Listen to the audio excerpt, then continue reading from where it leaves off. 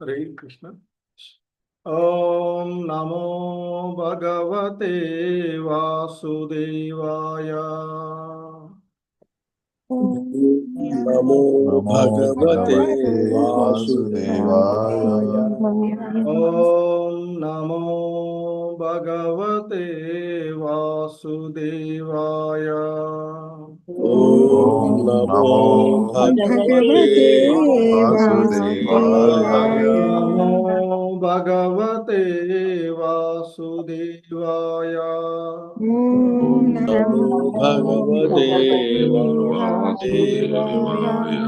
नारायणं नमस्कृत्य नरं चैव नरोत्तमम् नारायणं नमस्ते नमस्कृत्य नरं चैव नरोत्तमम् देवीं सरस्वतीं व्यासं ततो जयमुदीरयेत्। देवीं सरस्वतीं व्यासं ततो जयमुदीरयेत्। नष्टप्रायेष्वभद्रेषु नित्यं भागवत सेवया। नष्टप्रायेषु अभद्रेषु नित्यं भागवत भागवत सेवया। भगवती उत्तमश्लोके भक्तिर्भवति नैष्टिकी। भगवती उत्तमश्लोके भक्तिर्भवति नैष्ठिकी। హరే కృష్ణ అందరికి ఈరోజు షార్ట్ శ్రీమద్ భాగవతం క్లాస్ కి అందరికి కూడా ఇస్కాన్ శ్రీ శ్రీ రాధా గోవింద ఆలయం తరపు నుండి స్వాగతం సుస్వాగతం. ఈరోజు మనము శ్రీమద్ భాగవతము మొదటి స్కందము 4వ అధ్యాయంలోని 10వ శ్లోకాన్ని ఇస్కాన్ సంస్థాపక ఆచార్యులైనటువంటి శ్రీల ప్రభుపాదుల వారి యొక్క వివరణము. హరే కృష్ణ. సో శ్లోకము ససామ్రాట్ కస్య వాహేతోః పాండూనాం మానవర్ధనః ప్రాయోపవిష్టో గంగాయాం అనాదృత్యాదిరాట్ శ్రియం. సో ఇంకా కొనసాగింపుగా అడుగుతూ ఉన్నాడు సౌనక ముని. పరీక్షిత్ మహారాజు గొప్ప సామ్రాట్టు మరియు గొప్ప రాజ్య సంపదను కలిగినట్టి వాడు. పాండవ వంశ యశస్సును వృద్ధి చేయునటువంటి అతడు ఏ కారణం చేత సమస్తమును త్యజించి గంగా తటమున ప్రాయోపవిష్టుడయ్యను? ఇది మరొక ప్రశ్న. ఇలా ఆయన తెలుసుకోగోరినటువంటి జిజ్ఞాసుడై అడుగుతూ ఉన్నటువంటిది. ఇక దీనికి శ్రీల ప్రభుపాదుల వారి యొక్క భాష్యము. పరీక్షిత్ మహారాజు సర్వ సముద్రాలతో కూడినటువంటి సమస్త ప్రపంచమునకు మహారాజయుండెను. తన స్వయం కృషి ద్వారా అట్టి విశాల సామ్రాజ్యమును పొందవలసిన అవసరము అతనికి కలుగలేదు. తాతలైన ధర్మరాజాది పాండవుల నుండి అది అతనికి సంక్రమించి ఉండెను. వీటికి తోడుగా రాజ్య పాలనము చక్కగా చేయుచు అతడు పాండవుల యశోకారకుడై నిలిచాడు. తత్కారణముగా ఐశ్వర్యములందు రాజ్యపాలనములందు అతనికి అవాంఛితమైనది ఏదియునూ లేకుండెను. అట్టి ఎడ అతడెందులకు ఈ అనుకూల పరిస్థితులను త్యజించి గంగా తటమున ప్రాయోపవిష్టుడు కావలసి వచ్చెను? ఇది నిక్కంగా ఆ చర్య కరణమైనందున నైమిషారణ్యమున సర్వులును దానికి కారణమును తెలుసుకొనుటకు కుతూహలమును కలిగియుండిరి. హరే కృష్ణ. జగద్గురు శ్రీల ప్రభుపాద్కి జై. సో ఇది ఈరోజు ఈ శ్లోకానికి శ్రీల ప్రభుపాదుల వారి వివరణ. హరే కృష్ణ. ఓం అజ్ఞానతిమిరాంధస్య జ్ఞానాంజనశలాకయా చక్షుర్మిలితం యేన తస్మై శ్రీ గురవే నమః. श्रीचैतन्यमनोभीष्टं स्थापितं येन भूतले स्वयं रूपः कदा मह्यं ददाति स्वपदान्तिकं। वन्देऽहं श्रीगुरु श्रीयुतपदकमलं श्रीगुरून् वैष्णवांश श्रीरूपं साग्रजातं सहगण रघुनाथान्वितं तं सजीवं साद्वैतं सावधूतं परिजनसहितं कृष्णचैतन्यदेवं श्री राधा कृष्ण पादान् सहगण ललिता श्री विशाखान्वितांश नमा ओं विष्णुपादाय कृष्ण प्रेष्ठाय भूतले श्रीमते भक्ति वेदांत स्वामिनिति नामिने। नमस्ते सारस्वते देवे गौरवाणी प्रचारिणे निर्विशेष शून्यवादी पाश्चात्यदेश तारिणे। जय श्री कृष्ण चैतन्य प्रभु नित्यानंद श्री अद्वैत गदाधर श्रीवासादि गौर भक्त वृंद। हरे कृष्णा कृष्ण कृष्ण हरे हरे, हरे राम राम राम हरे हरे। हरे कृष्ण। సో మనము ఇక్కడ సుఖదేవ గోస్వాముల వారు పరీక్షిత్ మహారాజుకి ఆ భగవంతుని మరియు భగవంతుని యొక్క భక్తుల లీలలను వర్ణించినటువంటి విషయాన్ని సూత గోస్వాముల వారు విని దానిని ఇక్కడ నైమిషారణ్యంలో సమావేశమైనటువంటి మునులకు బోధించడానికి ఉపయుక్తుడైనటువంటి అంటే సన్నద్ధమైనటువంటి ఆ సమయంలో మరి ఏ ఏ విషయాలను వారు తెలుసుకోగోరుతూ ఉన్నారు అనేటువంటి సందర్భంలో మనకి ఇది కనిపిస్తూ ఉన్నటువంటిది. మరి అంతకుముందు సుఖదేవ గోస్వాముల వారు అక్కడికి ఎలా వచ్చారు, వచ్చిన ఆయన్ని ఎలా గుర్తించారు, ఎందుకంటే ఆయన ఆత్మారాముడు, ఎక్కడ కూడా మరి గోవు పాలు పితికినంత సమయం కంటే ఎక్కువగా నిలిచి ఉండినటువంటి వాడు మరి ఆ గంగా తటమున 7 పగళ్ళు 7 రాత్రులు ఎలా ఉన్నాడు అనేటువంటిది. మరి పరీక్షిత్ మహారాజు గురించి మాకు తెలియచేయండి, అతడు భాగవతముడని విన్నాము అని అడిగి మరి అసలు మరి పరీక్షిత్ మహారాజు గొప్ప సామ్రాట్ అంటున్నారు.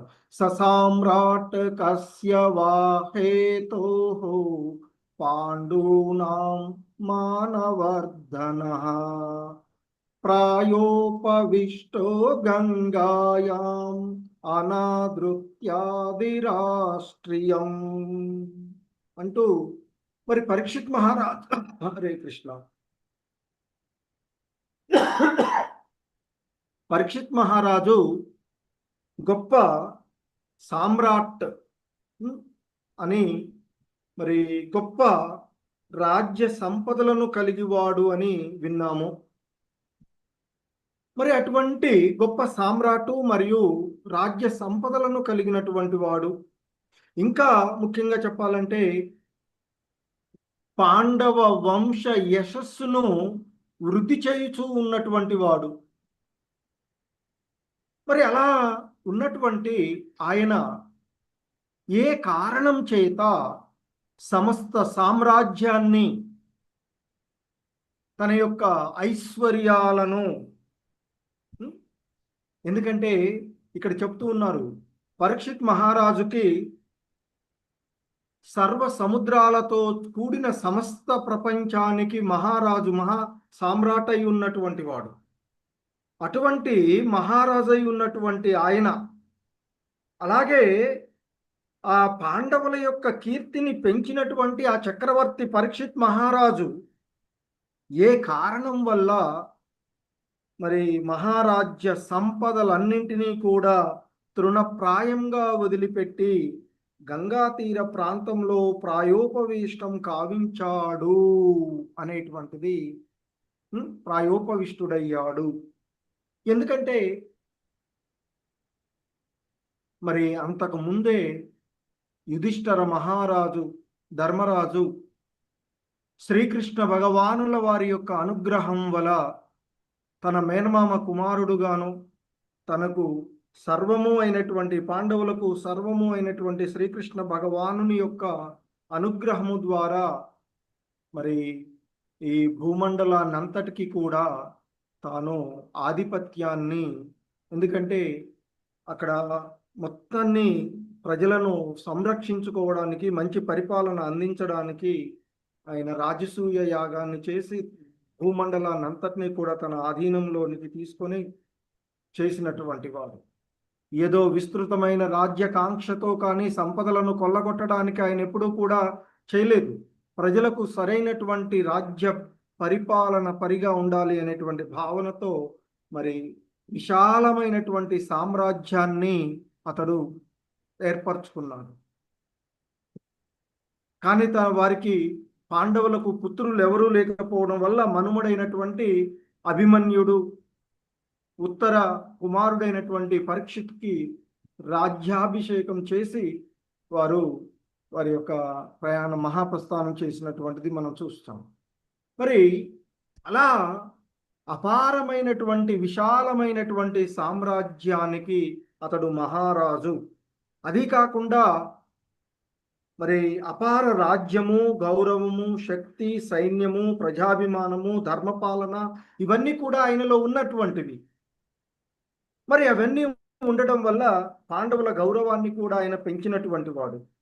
ఇంకా చెప్పాలంటే చెప్తారు, ధర్మరాజు యొక్క ధర్మ నీతి ఆయనలో ఉంది, అర్జునుడి యొక్క భక్తి ఆయనలో ఉంది, భీముని యొక్క శౌర్యము ఆయనలో ఉంది అని చెప్తారు. ఇవన్నీ కలబోసి తన పాలనలో ప్రతిఫలింప చేసినటువంటి ఆ పరీక్షిత్ మహారాజు ఏ కారణం చేత సర్వాన్ని త్యజించి గంగా తీరంలో ప్రాయోపవిష్టుడై ఉన్నాడు అనేది అడుగుతూ ఉన్నటువంటిది.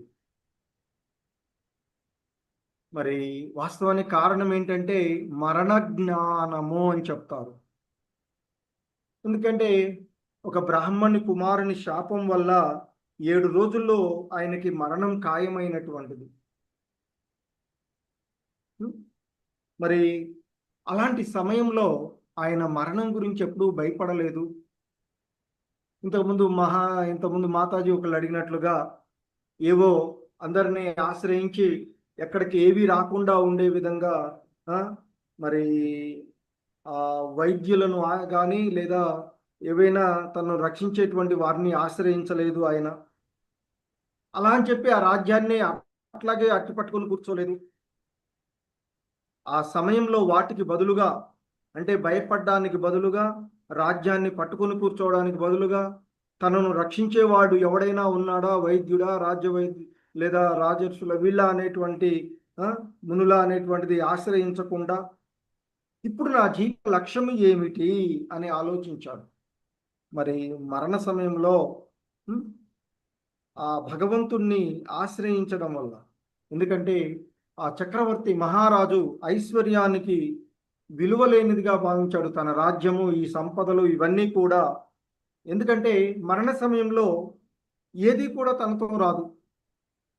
మరణ సమయంలో ధనం కానీ, రాజ్యం కానీ, బంధువులు కానీ, శరీరం కానీ ఇవేవి కూడా తనతో వచ్చేవి కాదు అని ఆయన ఆలోచించి వైరాగ్య పరాకాష్ఠ అయినటువంటి ఆ జ్ఞానంతో వచ్చినటువంటి వైరాగ్యము, భక్తితో పెరిగినటువంటి ఆసక్తి, అదే శాశ్వతమైన కృష్ణ కథను వినడానికి ఆయన మరి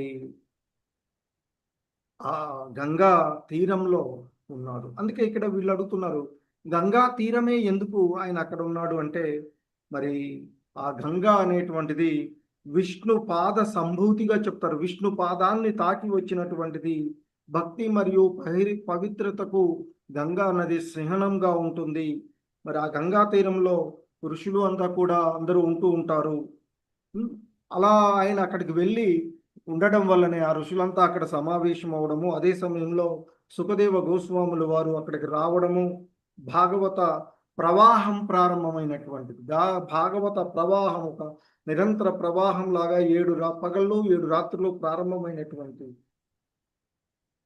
మరి ఆ ప్రాయోపవేశం యొక్క నిజమైనటువంటి భావం, ఇది సాధారణంగా ఆయన ఇంతకుముందు కూడా మనం చెప్పుకున్నప్పుడు ఈ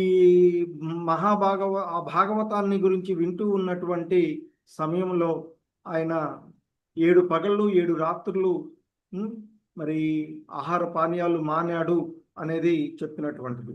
అంటే సాధారణంగా చెప్పాలంటే ఇది సాధారణమైనటువంటి ఒక ఉపవాసమే కాదు, సంపూర్ణమైనటువంటి శరణాగతి, సంపూర్ణమైనటువంటి దేహ అభిమానాన్ని వదిలివేయడం అని చెప్తారు. మరి కృష్ణ స్మరణలోనే ఆ మరణాన్ని ఆహ్వానించడం అని చెప్తారు. అదే జీవితపు నిజమైనటువంటి విజయము, మరణ సమయంలో భగవంతుణ్ణి స్మరించడం. అదే భగవద్గీతలో చెప్తారు, ఆ అంత్యకాలంలో ఏ స్మరణలో ఉంటామో